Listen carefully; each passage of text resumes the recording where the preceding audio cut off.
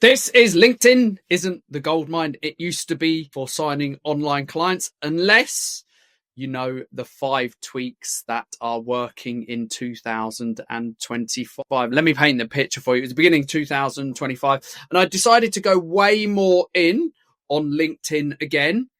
I'd spent quite a lot of time in 2024 building eyeballs, building audience, building my online business on Facebook. And I was regularly posting on there. I was getting experienced PT clients from there. But I'd seen less success on Instagram. So I committed to still wanting to get a solid second social media channel working very well for me. And so I went all in on LinkedIn. After all, in 2020, 2021, the heyday, we were bringing a lot of clients into the business and I buckled down. But I actually spent quite a lot of months. I was still getting interactions, some clients, some DM answered, but mostly I was relying on the other platforms for bringing clients on. And I'll be honest, I was slightly scratching my head because it wasn't working as I remember that it used to for me. So around the sort of middle of the year, I spent a good month, and what I was looking for is who are the biggest experts in LinkedIn and what could I go and find out from some of these guys to figure out what has changed so much. I obviously need to do a bit of my own thinking as well, and looking at how could I do things differently and what's changed. And this is where I cracked it. Fast forward to now, and I'm doing things that are almost the opposite of what most people say you should. And more than 50% of my clients have come from LinkedIn since I worked out this new way, the new way of doing business on LinkedIn.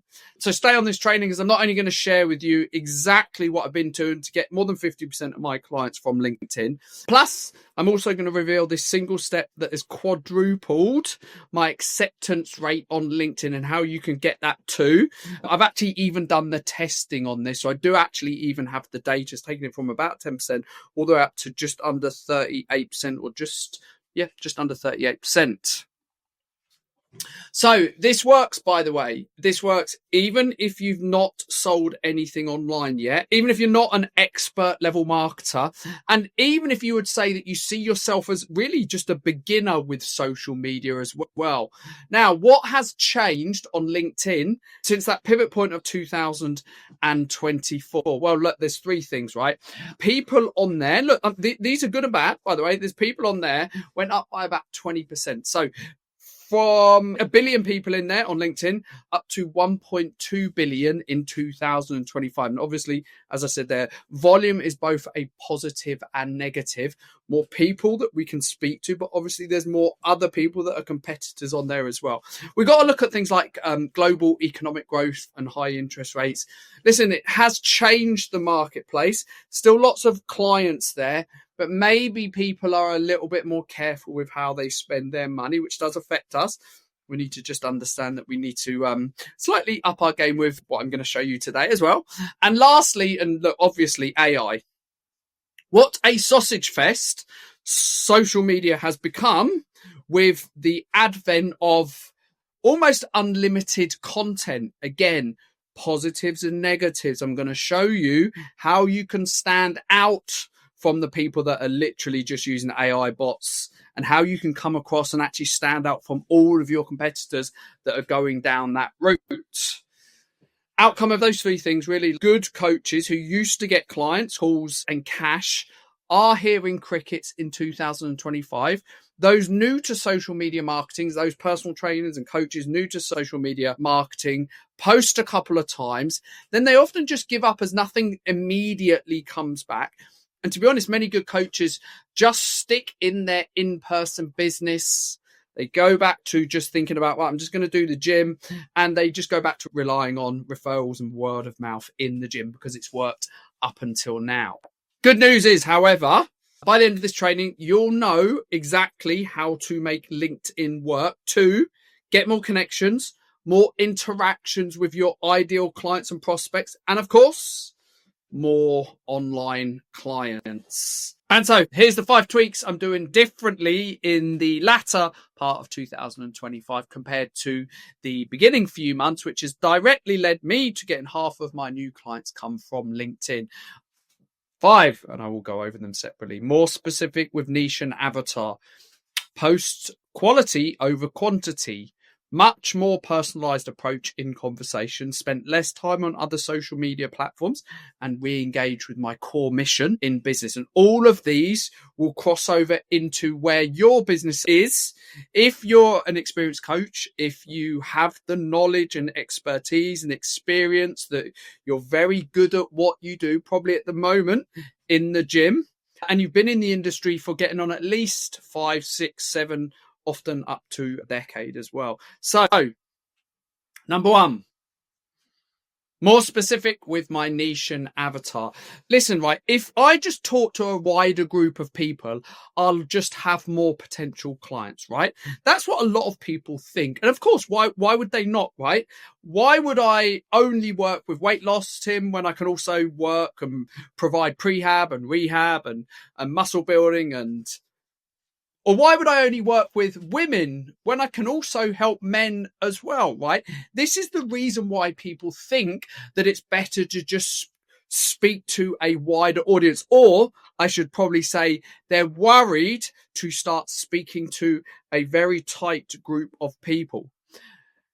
Because it's maths, right? That's the evidence for this, right? Well, Tim, it's just maths. A wider pool of 100,000 people is better than, say, 20. Indicative numbers, obviously, is better than 20, right? Well, no.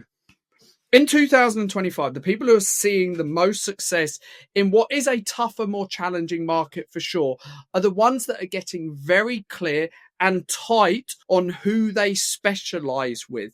Be as specific as you can. Now, you Americans may have a example that you would use in this situation as opposed to Tenerife. I don't know, maybe people go to Cancun, but right, let's just say that you're European, you're British, you're Irish, and you go to Tenerife and you see this restaurant that sells Chinese, Thai, Indian pizza, and they're like, we specialize, and they've got these boards that cover like half a kilometer down the strip. And I'm like, they're not specialists at anything. If I'm drunk and it's late at night, I might go in there and buy a burger, perhaps. Now, there's also a restaurant in London which is called Lobster and Burger. You know what? If I like lobster, if I like burger, I'm going there because they are absolute experts. They only serve lobster and burger. And by the way, their lobster and burgers are unreal. In fact, I went in there and had both a lobster and a burger. We want to be as specific as we can. So look, here's the action point for you, the takeaway, right? Follow my lead and go into your zone of genius by only wanting to attract your ideal clients so you can stand out online, but also in LinkedIn. For an example, I used to work with quite a few guys, girls that were in their 20s. Now I only work with experienced coaches over 35 who've been in the industry for at least 5 years and often more like 10, sometimes, to be honest, even 20. So when I speak to my audience, I can speak to exactly their current situation, exactly where they want to get to, all of the things that are the concerns and worries of why they won't be able to do that. And it just means that I'm not just speaking to everyone, I'm speaking to a very specific person. And it has had a huge impact in the interaction I've been having with my social media. Number 2, post quality over quantity. Now, often people think it's just about posting more, even up to like 3 times on LinkedIn, but also other platforms, Facebook, Instagram, TikTok, right? And of course, that's kind of what people think because everyone is telling you that you just need to post more. All of the experts selling these AI systems, they're just saying, you know, even just the marketing coaches who are like, these guys have teams of 20 people, right? They are telling you that more and more is the way to compete against more and more. AI takes like one video and chops it up into like 50 videos, and you can just plaster social media. Now, if you've got a team of 20 people, you know, but really here's the thing that makes the biggest difference is quality. You only need to post 2 to 3 times a week when you are starting online. These guys that are saying like the Hormozy Reel styles, post these, you know, dance on TikTok, they've probably got a big business behind them. They've probably got a big team and you're not going to outcompete them. But where you can outcompete them is quality of what you're saying. Since I actually dropped my posting down from 5 times a week to 2 to 3, my number of new clients has gone up because I'm actually looking at quality over quantity and not just rushing my posts. And I'm not also getting stressed out or overwhelmed with not having enough hours in the day. And listen, if you've got a current PT business, you've got responsibilities, family, you will probably understand that. So here's the action point. Block out an hour or two each week and write your 2 to 3 posts. Forget spending 10 hours a week in content creation mode. It is not right for you if you are new to online or you're just starting to grow your online. Much more personalized in my approach in conversations. And this is also the step that I use to quadruple my acceptance rate on LinkedIn. You see coaches, right? This is probably why people think this, right? They think it's just a numbers game, right? You see coaches on social media who have like 5,000 followers, 10,000, even 50,000. You maybe start to think, well, how can I even compete with these, right? Maybe then you just don't even start trying to. You're just like, this is too much. I'm too overwhelmed. These guys are just too big. I don't know what to do. You compare yourself with these people, these giants in the industry. Right? And actually, I'm here to tell you that you don't need to, because more is not better, right? You might think this because more is better, right? The game is about becoming Insta famous, and it's not true. We need to look at it like this. We want to look at it as a much more sniper approach than this spray and pray. And that's what people, when they create these big followings, can get pulled into. All they're focused on is their follower account, follower numbers. And I can tell you now, followers do not pay your mortgage. You can get high-paying clients off socials, including LinkedIn, with a small amount of followers, as long as you treat people like individuals and not just faceless numbers that you're just trying to collect. I actually did some testing. I've been in that testing zone that I said at the beginning, right? And I tested the old way of rushing to X amount of followers on LinkedIn against the new way, which I discovered, of quality conversations and connections. And I ran these audience building processes 50-50. So I ran the test. I did them both. The old way of doing things, which was just adding as many people as you can each day, gave me a connection rate of 10%. But the new way gave me just under 40% connection rate, just under 40% connection rate. And listen, I have built 7-figure businesses in the past, and we never necessarily worked on huge volume. We always looked at how can we personalize this? How can we bring our own interactions with people and win by doing that? And you can too. You just obviously aren't looking for 7 figures. You're looking for getting off the ground. Not only that for me, right? Not only was I quadrupling the acceptance rate with this new way of doing things, at the other end as well, my client getting process, I've gone to a place where 50% of my new clients now come from LinkedIn.